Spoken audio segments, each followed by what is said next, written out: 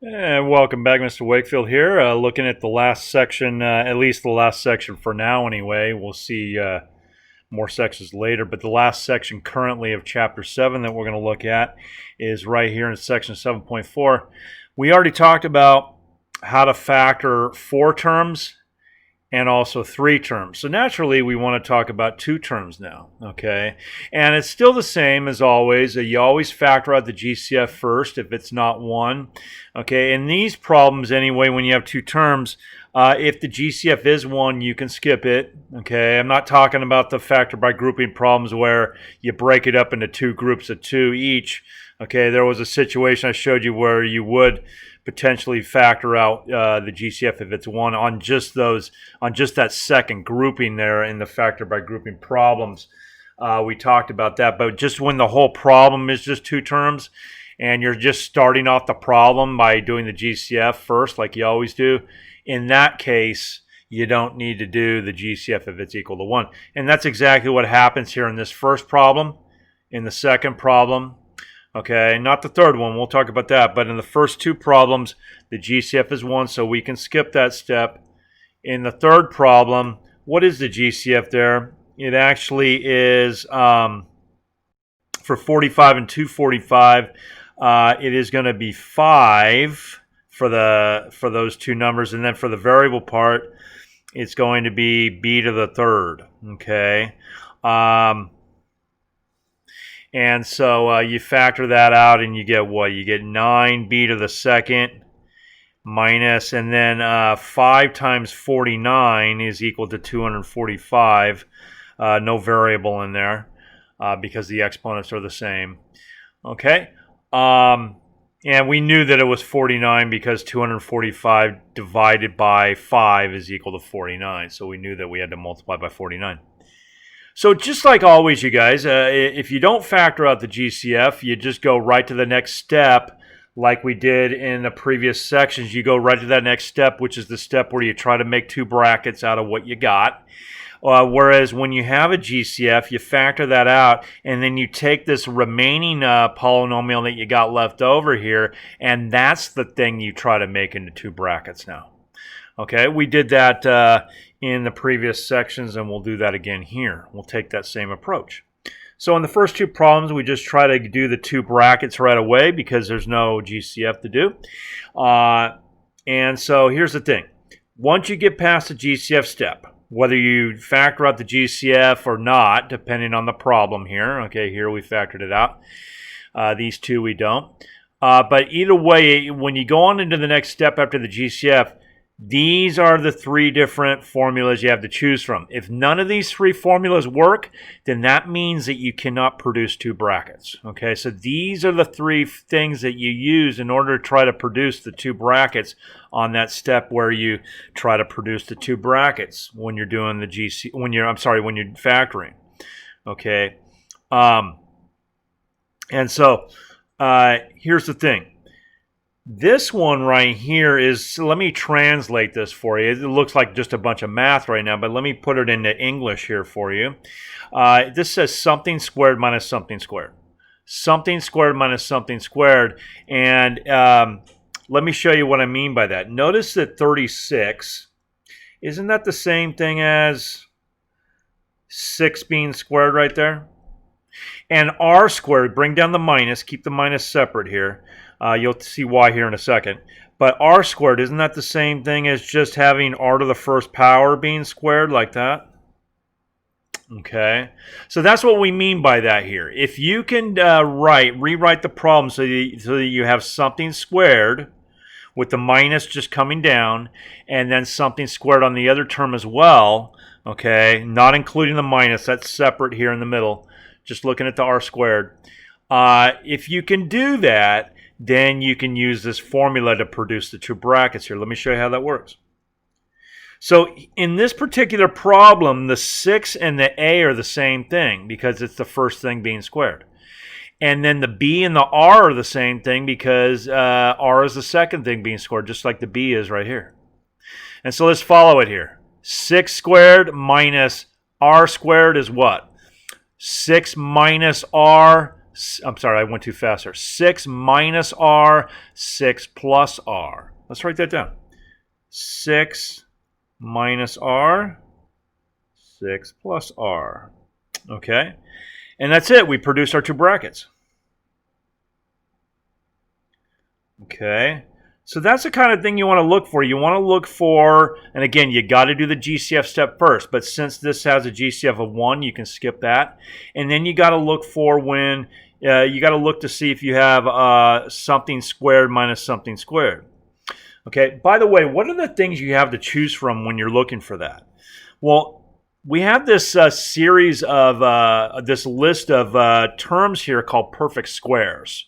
Okay, these are all things that you can, that are equal to something being squared. This is equal to 1 squared. This is equal to 2 squared, 3 squared, 4 squared, and on all the way down the line. It goes on forever. I stopped at 81, but it goes on forever.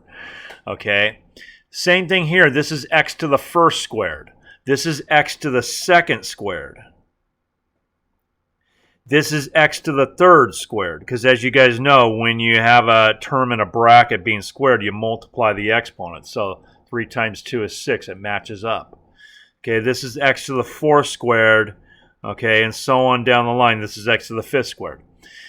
So these are the kinds of things you want to look for. All right, if each one of the two terms, assuming you've done the GCF step, if each one of the two terms has nothing but stuff that's on this list, then that means that you want to use this formula right here. Okay, notice here that 49 is on the list. P squared, which by the way is the same thing as x squared, it's just a different letter, but it's the same idea. Okay, the important thing is that the exponent is matching up here, p squared, x squared. So that's on the list. And 1 is on the list. Remember, the minus doesn't count. We keep that separate. Okay, so since everything's on the list, the coefficients, the variables, and their exponents, everything's on the list, that's telling us that we can use this formula. Okay, and we should be able to figure out what's being squared on each one of these two parts here. Very important that you use these brackets here. Okay, because a lot of students will look at this and say, oh, hey, 49p is being squared here. No, it's not, because if you square that whole thing, you guys, if you square the entire thing, 49p squared, you're going to get 2,401p squared. Okay, that's not this right here. You have to pick the thing so that when you square the whole thing, it's equal to 49p squared. I know you don't see brackets up here, but that's just because it's only a right here. And so if it's just a variable only, it doesn't need to be bracketed. But in order to be sure that you're picking the right thing every time, even when it's something bigger than a, you got to use the bracket to make sure that you're picking something so that the thing that you pick, when the whole thing gets squared, it's really equal to this. And we know that 7p is the thing that when you square the whole thing, it's equal to 49p squared. Remember we talked about in the exponent section 2.1 through 2.3, we said that when you have a bracket with a single term in it being squared, you're supposed to square the coefficient. That's where the 49 comes from. And then you're supposed to multiply the exponents. 1 times 2 gives you the p squared. And so that's why 7p is the correct choice. What do you have to square to get 1? Well, you have to square 1 to get 1, right? 1 squared is 1. And so that must be the correct choice over here. So now we know what's being squared to get this original polynomial here. So using this formula, let's follow it again here. 7p squared minus 1 squared is equal to what? 7p minus 1. 7p plus 1. Let's go ahead and write that down. There we go. And we produced our two brackets again. Okay. The next problem is similar. The only difference is that now, since we factored out the GCF, and remember what we said, you guys, when you factor the GCF out of the original problem, that GCF has to keep on coming down until it finally lands in the final answer. So what we need to do is we need to pull this thing off to the side. It's easier in these problems to just pull it off to the side like this and go ahead and figure out what the two brackets are going to be if you're able to. And then those two brackets will then join up in the final answer with the 5b to the third, which has to stay in the answer, like I said, when it comes from the original problem. What is being squared here to get 9b squared? Well, since 9 and b squared are both on the list here, 9 and then the variable squared, doesn't matter what the letter is, then we know that 9b squared is going to work. And as it turns out, 3b is going to work, right? 3 squared gives you the 9, and b to the first taken to the second power, 1 times 2 gives you the b squared part. The minus is kept separate here in between the two little brackets. Okay, and then what's being squared to equal 49? 7. And so again, let's follow it. 3b squared minus 7 squared is equal to what? 3b minus 7, 3b plus 7. Let's go ahead and write that down. Okay.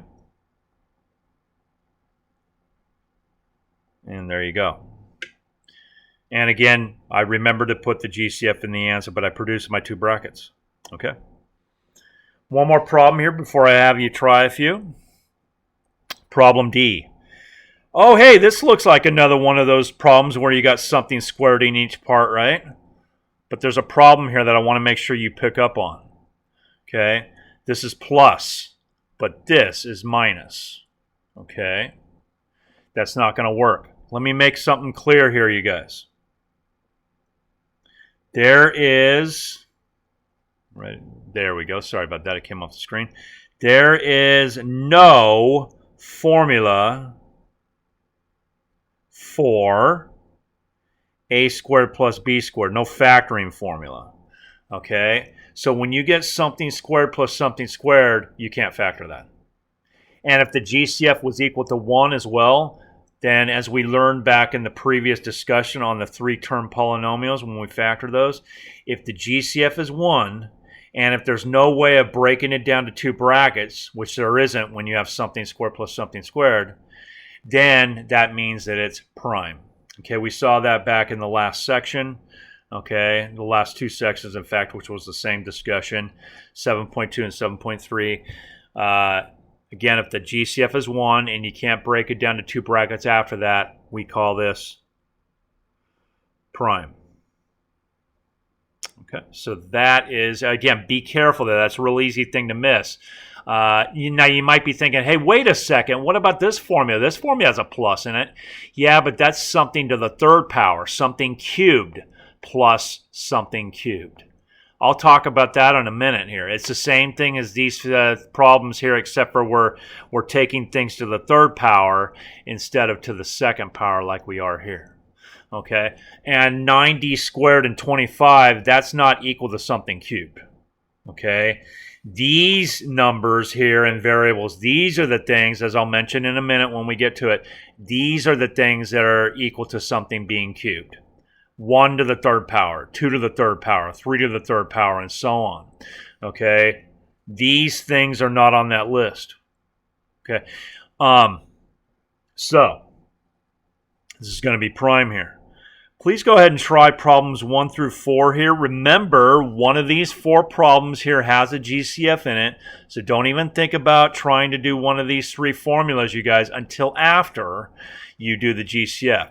Okay, you got to get the GCF out of there first, otherwise it's not correct. Then, after you do that, then you deal with these 3 formulas. Or in this particular case, we're just looking at this formula right now. I'll show you how to do the other 2 formulas after that. But right now, just this one, let's see how that comes out with problems 1 through 4. So hit the play button when you're done, and we'll take a look at those answers. Number 1. The GCF is 1. So we go on into the step where we try to use one of the 3 formulas. Okay, since this is something squared minus something squared, we try to use our formula that we have. Let me pull out the sheet here where it has it at the top of the page here, just so we can put it side by side, I mean. Okay, just so that we can see it as we're doing the problem. Here we go. So you can see here, hold on just a minute. That's better, okay. So you can see here that we have something squared. There we go. Sorry about the delay. There we go. So here you can see that we have x to the second power minus 3 to the second power. In fact, I wrote that down. And so because of that, we have what? X to the second minus 3 to the second is equal to what? X minus 3, x plus 3. And there you go. There's your answer. Okay. Number 2. Again, the GCF is 1. So we look at this, and again, how do you know, by the way, that you're going to be doing the first formula here instead of one of these other two? It all depends on your terms here, or each part of the term, I should say, the 4, the x squared, the 9, and the y squared. If you look at all 4 of those parts, okay, if all 4 parts are on this list, okay, and I'm sorry, there we go. If all 4 parts are on this list, then you're going to use the a squared minus b squared formula. If all 4 parts had been on this list over here, then you would have used one of those other 2 formulas. Again, I'll get to that in a minute, but that's how you determine it.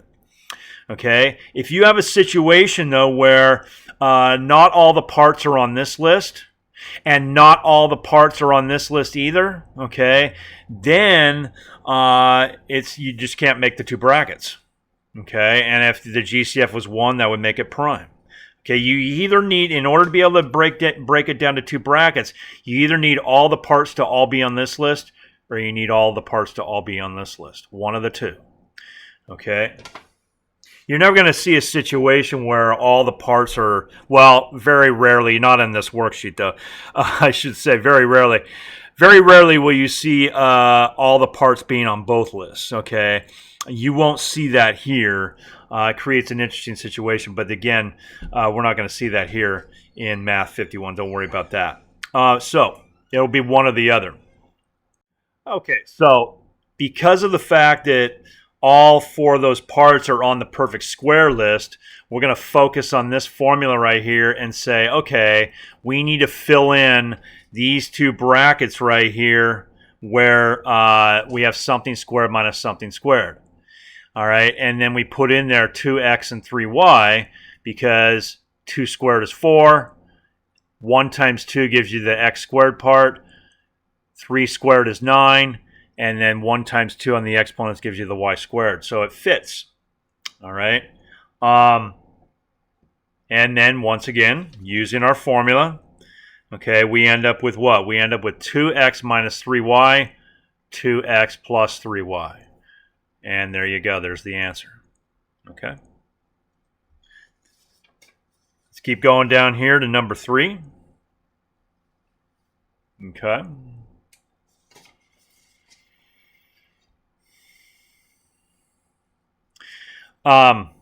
Once again, you can see that 81,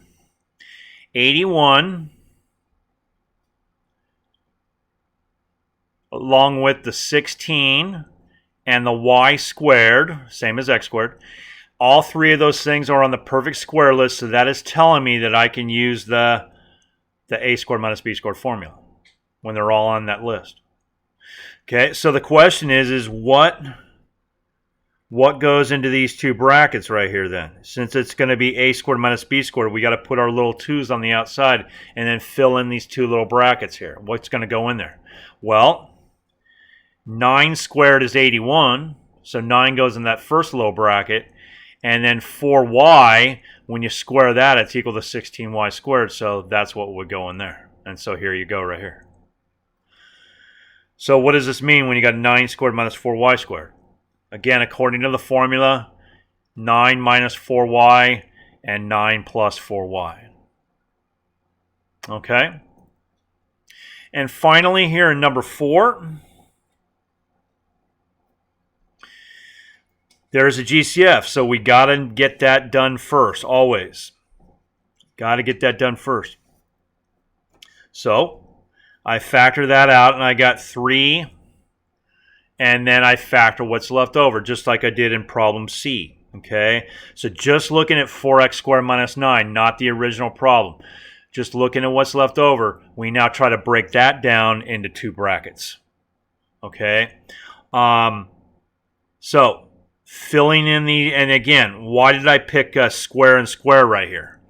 Okay, later on we're going to be doing cube and cube here, 3 and 3. Why is it to the second power and to the second power? It's because all of these different parts right here, the 4, the x squared, and the 9, they are all on the perfect square list again. So that tells me to pick the a squared minus b squared formula. I fill in these two little brackets, okay, and then that leads to these two brackets right here, remembering to also bring down the original GCF into the answer. Okay, like we talked about. Okay, so that concludes our discussion, at least for the moment, on the a squared minus b squared formula. Now, we also have these two formulas here. Okay. These ones, as you can see, are a little bit more complicated. The second bracket's a little bit bigger.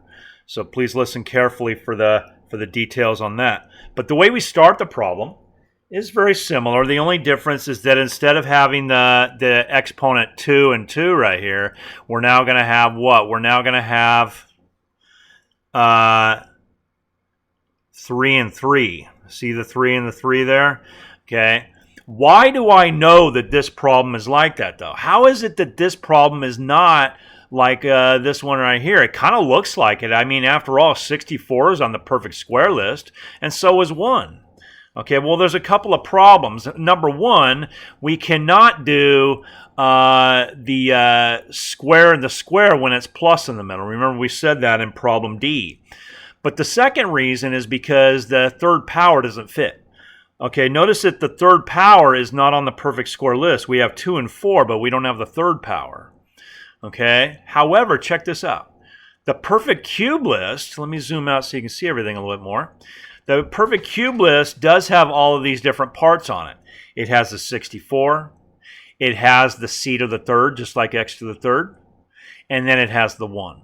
So the perfect cube list does have everything. And since it does have everything, you can use this formula here. And by the way, I forgot to mention, this is plus right here. But you can do plus when you're doing cube. It says it right up here at the top, okay? A to the third plus b to the third. There is a formula for that, even though there's not a formula for a squared plus b squared. Okay, so let's take a look at that there. Okay, so how do we break that down? We come back down here to a clean sheet of paper here. The GCF was 1. So we skip that step. We know that since everything's on the cube list, we're going to set it up like this and then figure out what goes inside there. Okay, since 4 to the third is 64, we pick 4, not 8. Remember, 8 to the second is 64, but this is not to the second power, it's to the third power. So 4 is the right choice. Then you also put the c in there because 1 times 3 is 3, so it's just c to the first. And of course, you know that 1 to the third is 1, so that's why the 1 would go in there. Okay, now the first bracket, when you do this, is easier than the other one. Let me go ahead and hold on just a second. Just so we can see it side by side here. Here we go. Let me erase all this stuff off here. I'll show it to you later. It just makes it easier to see if I don't have all this writing here. And then I'll come back to that other stuff later. So we are doing this formula right here because we have something cube. Sorry, I keep on saying that. We're doing the third formula. Pardon me. The third formula because we have something cubed plus something cubed. Since it's plus, it's got to be the third one. The first bracket here is the easier one. It just says a plus b. So in other words, they're telling you to take, remember what's inside of the first little bracket is always going to be your a. Just like we saw in the previous problems. And then whatever goes inside the second bracket, that's your b. Okay, even though there's no brackets here, it still counts. So 4c to the third plus 1 to the third is equal to what? It is equal to 4c plus 1 on the first bracket. Okay, seems simple enough. Let's write that down. Now the second bracket is the tougher part. This is where we got to be careful. In the second bracket, it says a squared.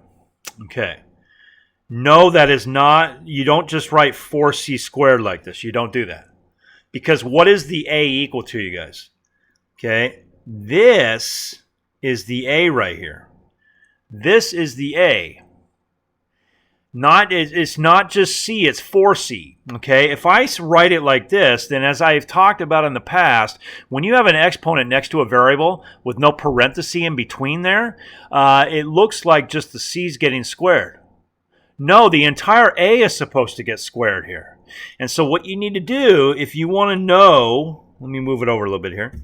If you want to know what the a is equal to, if you want to square it, you need to square the whole thing like that. Because the a is not just c, it's 4c. Okay? So when you do this bigger bracket right here, please remember that when you do the a squared part and also the b squared part, you've got to bracket it in order to make sure that you're squaring the whole thing. Okay, you don't need a bracket around a because when you just square just a, not 4a or 3a or 5a, but just a, then the bracket's not necessary when it's just a variable with no number in front of it. Okay, but when you have 4c, when you have a variable and a coefficient, you definitely need to bracket it. Okay. What is this equal to? It's equal to 16c squared. So 16c squared, you guys, is going to go into this first spot right here. Let me go ahead and start writing that. 16c squared.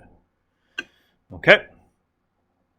What's next? I'm going to go and do the last term first, and then I'll do the one in the middle, since we're already talking about squaring stuff. This right here is your b right here. b is equal to 1. Okay, so b squared, and whenever you have just a positive constant, not a negative constant, but a positive constant, you don't need to put a bracket around this. It's going to be the same answer whether you bracket it or not. But let's just get into the habit, you guys, just to make sure we don't miss anything. When you do the a squared part and the b squared part, please put that in brackets just to make sure you are getting the whole thing. It's just a good habit to get into. Okay. And so that's going to be equal to 1 either way, though. So the 1 is way over here on the other end of the bracket, where the b squared goes.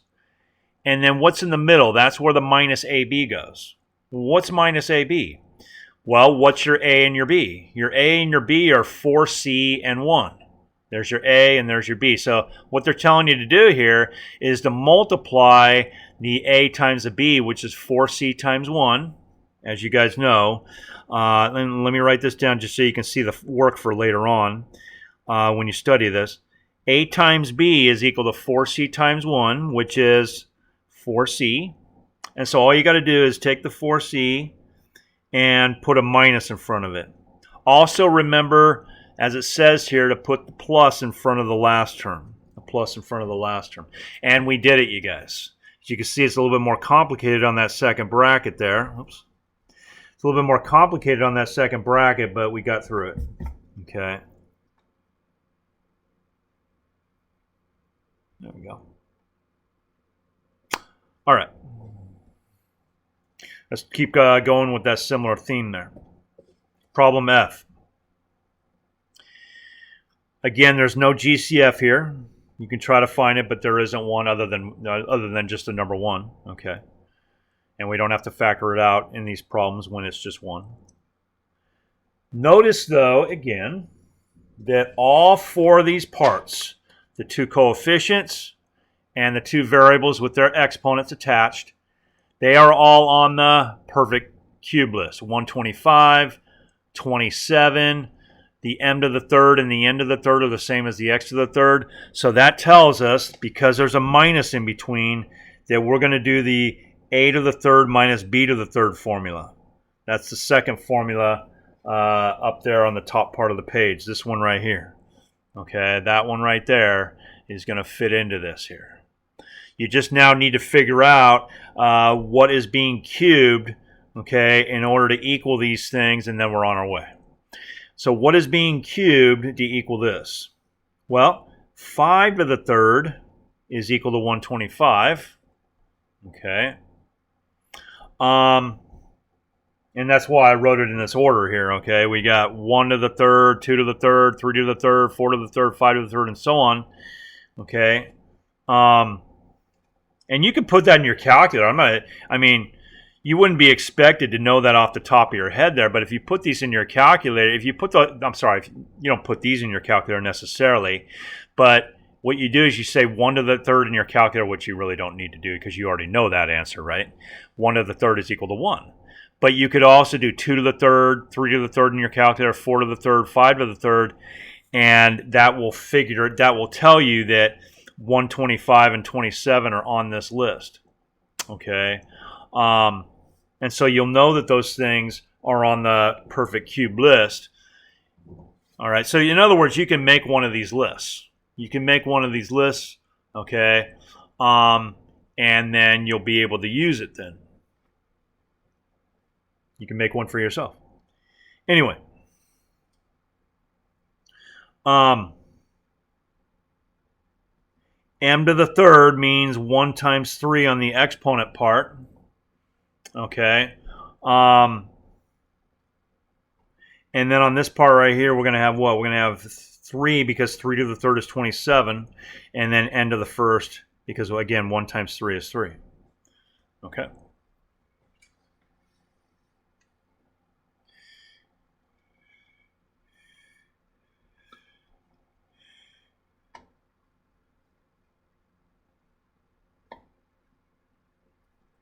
Okay. What is going to go in here? What does the formula say? It says that when you have something cubed minus something cubed, you're going to have those two things there that are inside the brackets, the A and the B. They're going to go into the first bracket. Then the second bracket is the tougher one. Okay, remember we said this is your A. A is equal to 5m. And so what is A squared?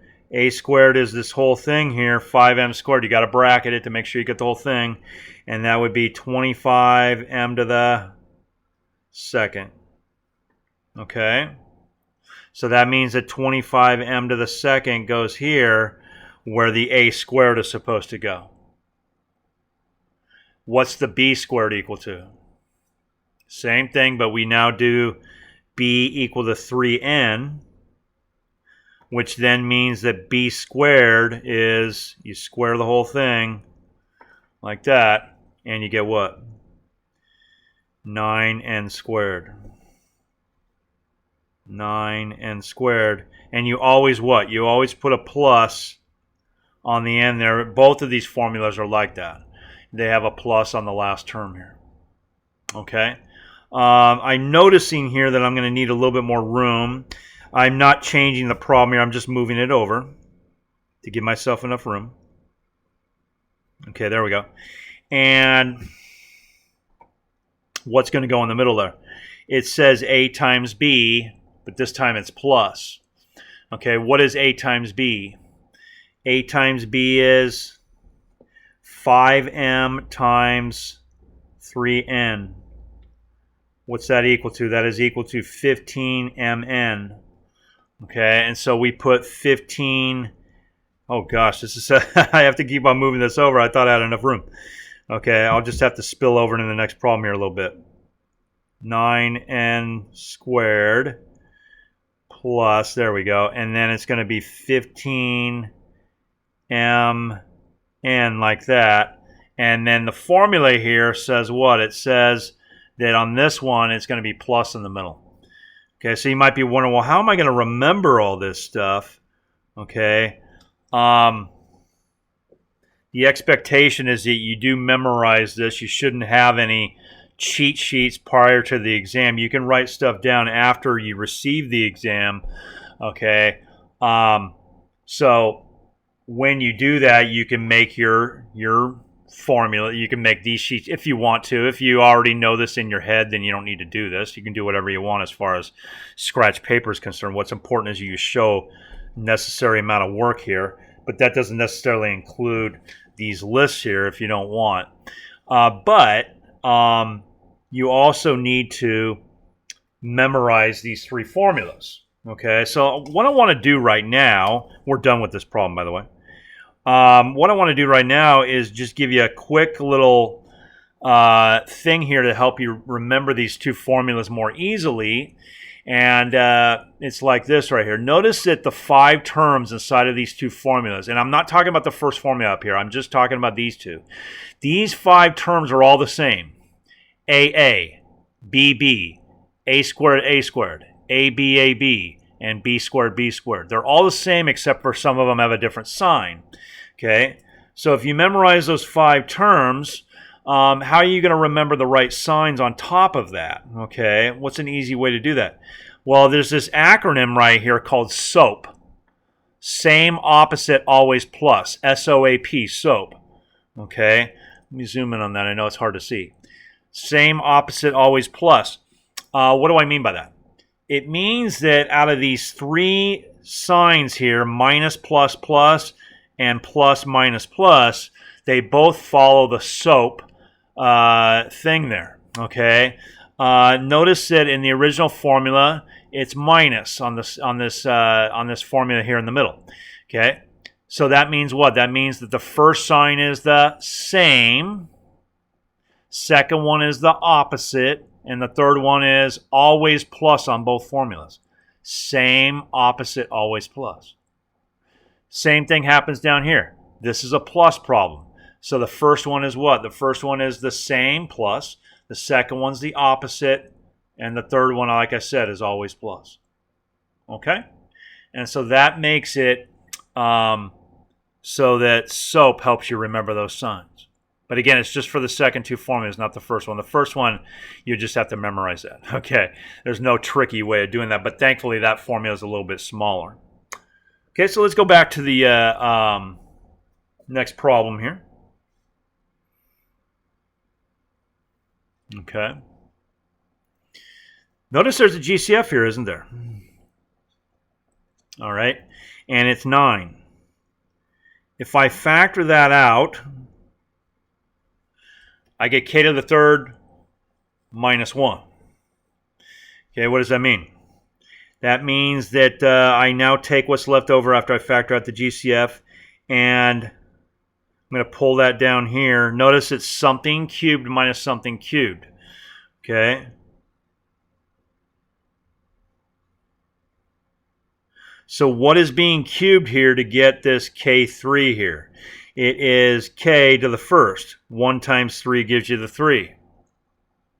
What is being cubed here is the 1. Okay. So once I figure out what's being cubed here, we then can do the 2 brackets. The small one and the bigger one. And let's go ahead and figure out what those 2 brackets are here. Remember, the k is the A term. The 1 is the B term. Whatever's in that first little bracket is your A. Whatever's in the second one is your B. The minus is separate. Okay. So that means that A minus B is k minus 1. All right. As we have here. A to the third minus B to the third. A minus B is the first bracket. So that's going to be k minus 1. In the next part here, okay, notice that since the A is just equal to a variable with no coefficient, nothing in front of it, then you don't need to do that bracket thing that we did over here or on the problem E, okay, where we did the bracket being squared. You don't have to do that. You can. I'm not saying you can't. It's not wrong. It's just it's not necessary if it's just a variable. But like I said, we'll stay in the habit of that, okay, just to stay consistent with that. A is equal to k, so if you square it, that means you're getting k squared, and k squared is just k squared. There's nothing more to say about that. 1 times 2. 1 times 2 on the exponents just gives you k squared there. All right. That's why I was saying that you don't really need this bracket to figure it out. It's the same thing without the bracket.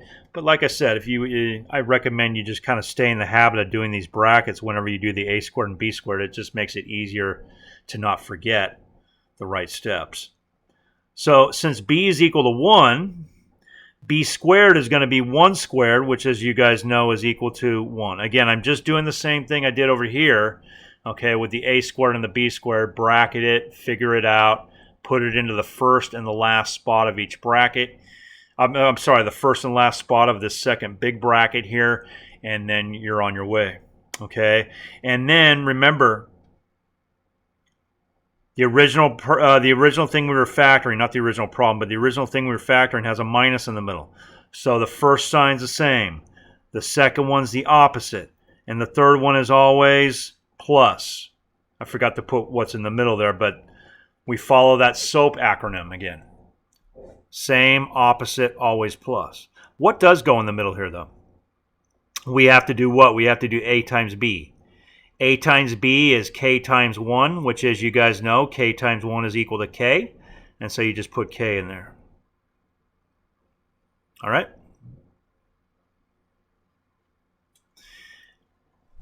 And so that is how you do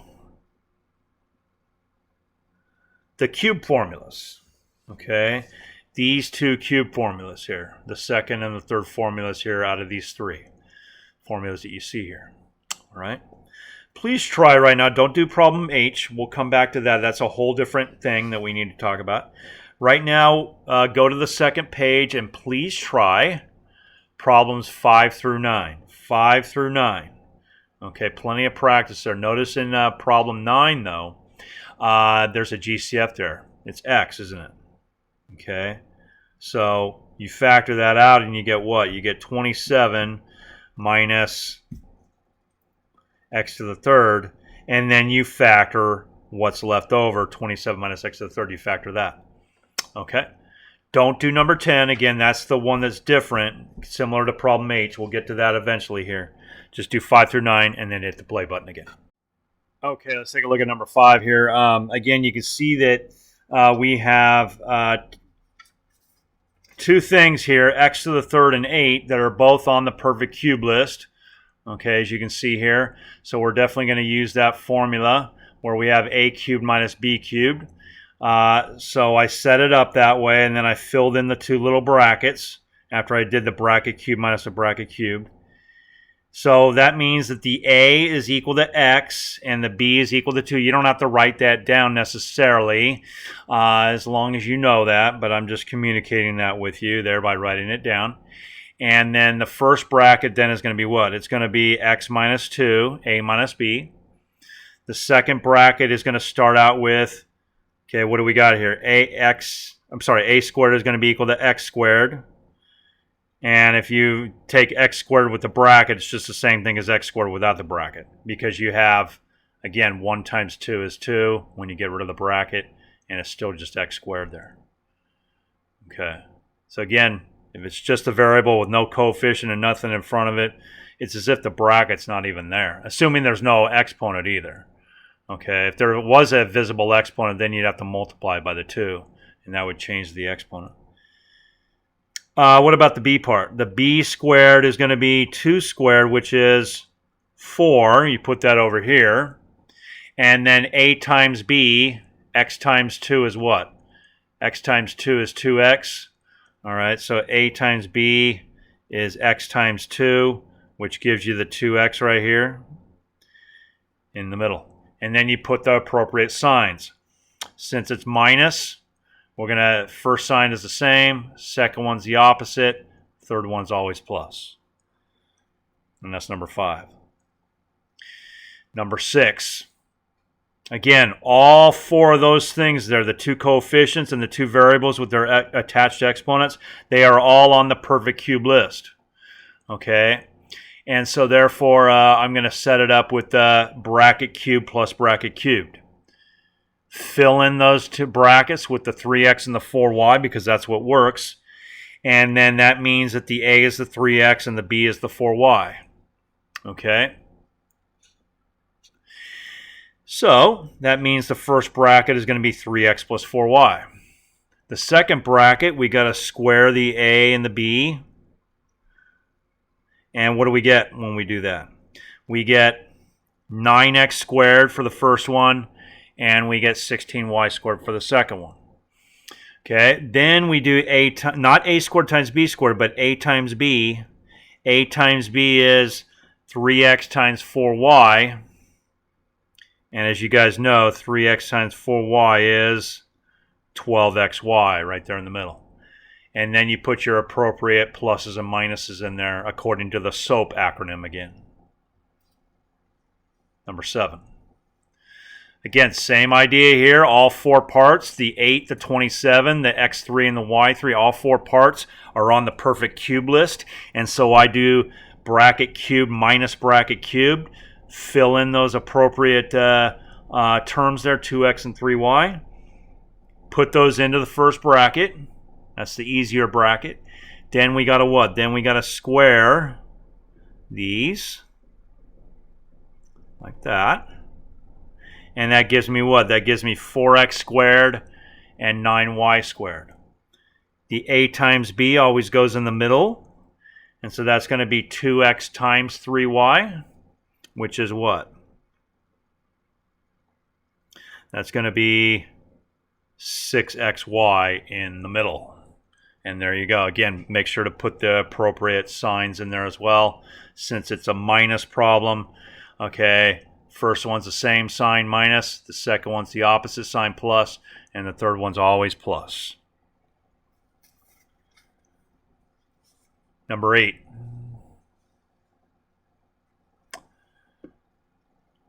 Again, you can see here. And by the way, these last 4 problems, including number 8, they all have a GCF of 1. That's why I haven't mentioned the GCF, but always keep looking for it just in case there is a GCF that's not equal to 1. Okay, because if there is, then you got to factor it out.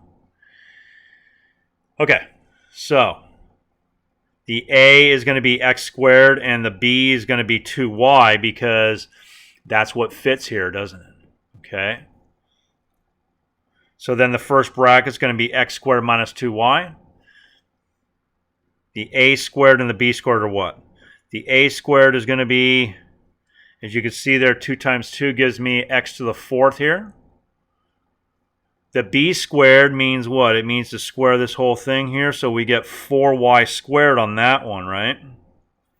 Okay. And then finally, what's a times b? A times b is x squared times 2y. X squared times 2y, which again, you put that in the middle, and that's going to be equal to 2x squared y. And there it is right there. Okay. Number 9. As I already mentioned, we got a GCF there. So factor that out, and then factor the remaining bracket. And since it, again, is something cubed minus something cubed, okay, we're going to set it up that way, something cubed minus something cubed. All right, so the A is the 3, and the B is the X. And so the first bracket, don't forget to bring down the original GCF also, like always. But then the first bracket is A minus B, which is 3 minus X. And then the second bracket, we square the 3, which is 9. There's the 9 right there. We square the B, which is going to be the same thing as squaring X, which is X squared right here. And then finally, A times B is what? A times B is 3 times X, which is 3X in the middle there. And there you have it. So that is how you do those other 2 formulas, a cubed minus b cubed, and also a cubed plus b cubed. All right. One more thing we got to do. It's kind of a big thing here, and it's an easy thing to miss if you're not careful. So as usual, listen closely here. Let's jump back to the front of the worksheet here to do that last problem we haven't done yet, problem H. Again, the GCF is 1, but you'll notice here that these 2 things are on the square list, aren't they? Okay.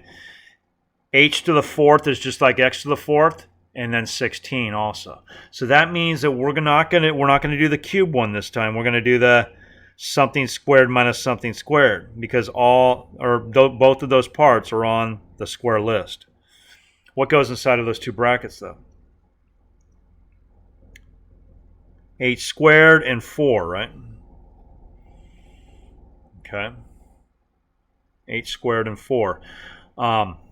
Because remember, 2 times 2 is 4, and so that's how you know, okay? And in case you haven't picked up on that, okay, the way you pick the right exponent on the inside is you pick the exponent so that when you multiply by the outside exponent, it's equal to the correct exponent up here, okay? So that's how I've been picking it if you didn't catch that. All right. What do we get? H squared minus 4, H squared plus 4. In other words, A minus B, A plus B. H squared minus 4, H squared plus 4. Okay, don't circle that. Don't box that in. Normally we would circle or box it in when we get our 2 brackets, but this is the exception. It's a very rare exception, but it's still an exception nonetheless. Okay, this is the first time we've seen this. But one of these 2 brackets, if it was its own separate standalone problem, you would be able to factor it. It would not be prime. Normally, when you get 2 brackets, they're both prime if they were a standalone problem.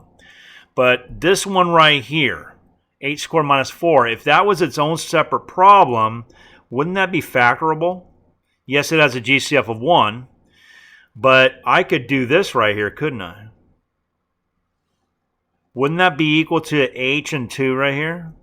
What 2 brackets would that produce? H minus 2 and H plus 2. I'm just talking about that first bracket only there. So what ends up happening here is that this bracket becomes 2 smaller brackets, H minus 2 and H plus 2. Now, don't forget about this one. This one is still there. But remember what we said. A lot of people miss this too. Remember, when you have something squared plus something squared, you cannot factor that unless it has a GCF to factor out, and it doesn't. The GCF is 1. And so it stays the same. A lot of people will look at this and they'll say, H plus 2, H plus 2. No, that's not right. It's a common mistake, but that's not right. Okay? So you might be thinking, okay, we got 3 brackets now. How do I know when it all ends?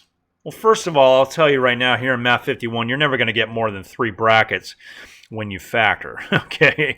You could see more than 3 brackets on another kind of problem, but when you're actually factoring a polynomial, you're never going to get past 3 brackets, okay? I'll tell you that right now. So this is definitely the end of it.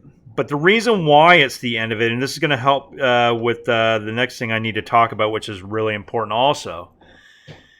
The way we know that it doesn't go past this to 4 or more brackets is because each one of these brackets is prime. In other words, if you were to take any one of these 3 things and write it off to the side as its own separate problem and try to factor it, it would always be prime. It would always have a GCF of 1, and you wouldn't be able to break it down to 2 brackets like this one did. Okay. Now let me make it clear to you guys, once you factor out the GCF on any factoring problem, if you do it right, the resulting bracket you get will always have a GCF of 1. So the big question is when you look at your brackets that you have at the end of the problem, you already know the GCF is 1. So just to confirm that it's prime, to confirm that each bracket is prime, just check to see if any one of these brackets can break down to 2 more brackets by itself, like the h squared minus 4 did. That broke down to 2 more brackets by itself, so that wasn't prime. So now that begs the question, and I totally don't blame you if you're kind of feeling overwhelmed right now, but let me help you out with that so you won't feel that way. Okay? You might be thinking, wait a second, we have, in the last few sections, we've seen a whole bunch of problems where the final answer had 2 brackets in it. If I'm on a test question, how am I going to know if, let's say it was this problem right here, how would I know that this is not one of those problems where it becomes 3 brackets? How would I know if this is one of those problems? How am I going to know that? Okay. What's an easy way to check it? Remember, all of these brackets, with the exception of, say, one of these problems, and I'll get into that in just a minute, where it has 3 terms in the bracket. With the exception of those problems where you had the cube and you had the 3 terms in the second bracket, all the other problems where you produced the 2 brackets, they always had 2 terms in them, didn't they? Each one of them had 2 terms in it. So that's good news because we know that a two-term bracket is going to be prime with a very simple check. There's an easy way to check that so that you know that it's not one of those problems where the two brackets is going to become three brackets. Here's how you check when you have two brackets and you're wondering, is this going to be one of those problems where it becomes three? I don't want to miss that. I don't want to get the wrong answer.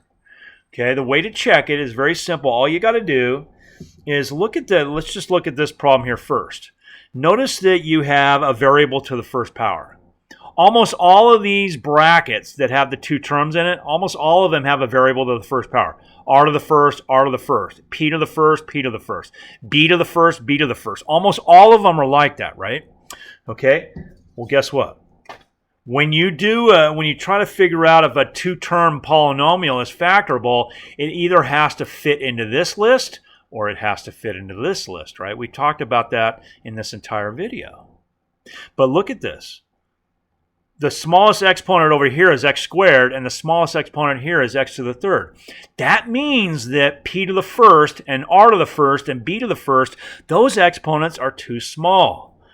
So here's the lesson here. If you get a bracket, you guys, and you've already gotten down to your two brackets, all right, after you did the GCF step, if it was necessary, and then you got your two brackets, and you're looking at your two brackets, and you're wondering, is it going to break down to three brackets? Okay, look at your two brackets, and if the bracket has two terms in it, just look to see if the variable is to the first power. If it is, then that means that it's automatically prime. It will not break down to another pair of brackets. So since P is to the first power on both of these, that means that this is done. If you have two terms in a bracket with a variable to the first power, it is not going to break down to two additional brackets like the h squared minus 4 did automatically. So it's a real easy way to check it. And so when you're on the test, you can just look at that right away and say, hey, that bracket's got two terms. It's got a variable to the first power. It's not going to break down to two brackets. Same thing with that one. Two terms, variable to the first power. It's not going to break down. This must be done then. Both of these brackets cannot break down to more brackets. That's when you know you're done, is when those two brackets will not break down, okay, to more brackets. All right? Just like when you get three brackets, you know that you're done. And I already promised you it's not going to go past three brackets. But just to let you know, whether you have two brackets or three, you know that you're done if you have two terms in a bracket and it's h to the first power. Two terms, h to the first power. Those cannot be broken down anymore. And then h squared plus 4. Yes, I know that's not to the first power, but we already know that that's prime because it's something squared plus something squared. There's not a formula for that. Okay. But most of these two-term brackets that you're going to get are going to be like that, where it has two terms and it has x to the first power. Two terms, y to the first power. It's going to have those two terms with the variable to the first power. That is automatically a bracket that is not going to break down any further. So that works on all of these brackets here, doesn't it? With the exception of the ones that has three terms. Now, I know that these three-term brackets, you're wondering about those now. Do those break down? Because they kind of look like those problems in the previous two sections, don't they? When we factored the three terms. But I promise you, I guarantee you guys, if you do this right, I promise you that these two brackets, whatever they produce, these two brackets with the three terms in it that come from these two formulas, these will always be prime. I know they look like they're factorable because they look like problems that we factored in a previous section, but I promise you these two brackets with the three terms in it are prime. So that's an easy way to check it, okay? The two terms with the variable to the first power, that's automatically prime. It doesn't break down. And if you've got the three terms that come from one of those two formulas, okay, I promise you the three terms is prime also. So that is going to be a way of when you're on the test, okay, you won't be sitting there wondering which problem is like this one right here. Okay, which problem is the one where the two brackets break down to three? You'll be able to figure that out on the test by looking at all the other problems and realizing that they don't break down. But then what you're going to see on the test is you're going to see at least one problem where once you get down to these two brackets right here, okay, the two brackets with the two terms in it, one of them is going to be something squared minus something squared. Watch out for that. That will be the situation where it breaks down to 3 brackets now. Okay, so watch out for that. And I'll probably just put one problem on the test like that, but obviously you're not going to know which one, so keep an eye out for that. Okay? Please try. And this next one's very similar. Very last problem here, x to the fourth minus y to the fourth. It's very similar to what we just did. It's going to end up being 3 brackets. Give that a shot, and then hit the play button. Let's see how you did. Okay, let's take a look at number 10 here. Sorry, I need to zoom in on that a little bit better. There we go. So x squared and y squared are both on the perfect square list, so we're going to do the bracket squared minus bracket squared setup. We can see here that because 2 times 2 is 4, x squared and y squared go into those 2 brackets, and we end up with these 2 brackets, at least on this step. Why am I not stopping right here? Why did I not box that in? It's because, as I mentioned, when you get down to your 2 brackets that each have 2 terms in it, if one of them has something squared minus something squared, you have to factor that further to end up with 3 brackets. And here's how I got it. It's x to the first and y to the first, which leads to these 2 brackets right here, x minus y and x plus y. Okay. Why did this bracket stay the same again? It's because we don't have a formula to factor something squared plus something squared. Okay, we don't have a formula for that. And so that one stays the same. Okay, so that's number 10, very similar to problem H. Let's go ahead, as I promised, let's wrap up the entire factoring discussion from the last 4 sections here with kind of a basic summary. It doesn't have all the details, but it has a lot of them to kind of give you a basic thing to follow here. What do we always do first when we factor any polynomial? We factor out the GCF if necessary. In other words, if the GCF is bigger than 1, you got to factor it out. If the GCF is equal to 1, then you don't have to factor out unless it's that one step on the factor by grouping back in 7.1 where you're like on the second, on either the first or the second part. I think earlier I mentioned just the second part, but either on the first or second part, you got to factor out the GCF no matter what it is in order to produce the 2 brackets that need to be the same. Okay. That was in the second half of 7.1. That would be the only exception. Other than that, you don't need to factor out the GCF if it's equal to 1. You could skip this step. Now remember, if you've got a problem, as we saw back in 7.1, if you've got a problem where the directions say factor out the GCF, it actually says those 4 words, factor out the GCF, then you don't have to do steps 2 and 3 here. You just do the GCF and that's it. If the directions, however, say anything else about factoring, like if it says factor the trinomial or factor the binomial or anything else other than factoring the GCF, but it does mention to factor, then you need to not stop here. Don't just stop here, but you got to do step 2 and then step 3 if necessary. Okay? What is step 2? That's the step where we try to produce what? Try to produce the 2 brackets, right? This is that step right there. So you do the GCF step if necessary, then you try to produce the 2 brackets, and then the last step is where you try to do the 3 brackets if necessary. And that's very rare, as we talked about, but it's something you need to look out for, as we said. Okay? How do we try to produce the 2 brackets? Well, it all depends on how many terms you have. As we just learned in the current section, if you've got 2 terms, you try to attempt these 3 formulas, but not until after you've done the GCF step, right? If you've got 3 terms, then we do the Berry method. I'm writing that down in handwriting here because I didn't write it down. This is kind of an old summary that I have here before I started teaching the Berry method to my students. So I kind of wrote that in. You could have done one of these other 2 methods that I mentioned briefly in those sections as well. And those are the ones that are written here in bold print. But I recommend the Berry method, like I said. Okay. And so if you've got 3 terms, if it's in either this form here or this form here, as we talked about in those sections, try to do the Berry method or one of the other 2 methods if you're comfortable with that and you know how to do it. If it's 4 terms, then you do the factor by grouping. But again, you don't do any of this stuff here in step 2 until you've done step 1. I can't say that enough. Don't forget to do this step first, or at least try to. And then again, the last step is if you've got 2 brackets, if you're able to produce 2 brackets, and if you're not, then you stop. You don't need to go to the third step. But if you're able to produce 2 brackets, then the third step says, hey, figure out if one of the 2 brackets can be broken down to 2 more brackets for a total of 3 brackets. That's what the third step is saying. Okay, so that is the basics of factoring polynomials that we have learned in this chapter.